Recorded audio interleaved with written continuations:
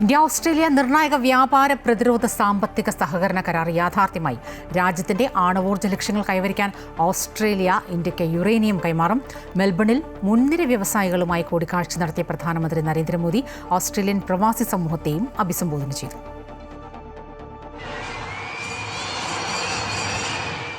അടുത്ത 20 വർഷത്തിനുള്ളിൽ ആണവോർജ്ജ ഉൽപ്പാദനം വർദ്ധിപ്പിക്കാനുള്ള ഇന്ത്യയുടെ സ്വപ്ന പദ്ധതിക്ക് കൂടിയാണ് കരാർ അടിത്തറയാകുന്നത്. ലോകത്തിലെ ഏറ്റവും വലിയ യുറേനിയം ശേഖരമുള്ള രാജ്യങ്ങളിലൊന്നാണ് ഓസ്ട്രേലിയ. അന്താരാഷ്ട്ര അറ്റോമിക് എനർജി ഏജൻസിയുടെ കർശനമായ സുരക്ഷാ മാനദണ്ഡങ്ങൾ പാലിച്ചുകൊണ്ട് സമാധാനപരമായ ആവശ്യങ്ങൾക്കായി മാത്രമായിരിക്കും ഓസ്ട്രേലിയയിൽ നിന്നുള്ള യുറേനിയം ഇന്ത്യ ഉപയോഗിക്കുക.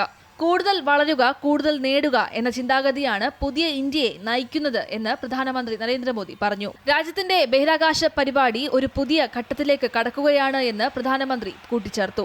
ആഗോള ബഹിരാകാശ ശക്തി എന്ന നിലയിൽ ഇന്ത്യ അതിന്റെ സ്ഥാനം ശക്തിപ്പെടുത്തുന്നതിന് ഇടയിൽ ഗഗൻയാൻ മനുഷ്യ ബഹിരാകാശ യാത്രാ ദൗത്യത്തിനുള്ള തയ്യാറെടുപ്പുകളും നടക്കുന്നുണ്ട് എന്നും അദ്ദേഹം കൂട്ടിച്ചേർത്തു.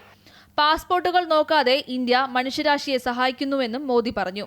ഇന്ത്യയുടെ സാങ്കേതിക പുരോഗതിയും ഗതാഗത അടിസ്ഥാന സൗകര്യങ്ങളുടെ വികാസത്തെക്കുറിച്ചും അദ്ദേഹം ചൂണ്ടിക്കാട്ടി.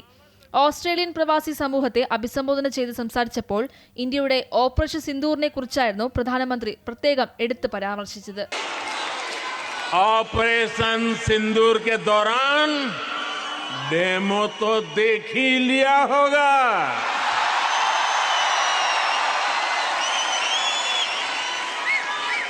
धमाके आतंकियों के अड्डों पर हो रहे थे.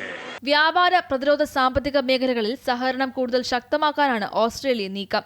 ഓസ്ട്രേലിയൻ സന്ദർശനത്തിനിടെ മോദി മുൻനിര വ്യവസായികളുമായി ആദ്യം കൂടിക്കാഴ്ച നടത്തിയിരുന്നു.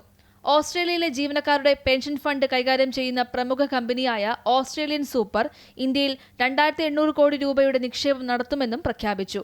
News desk, Amrita TV.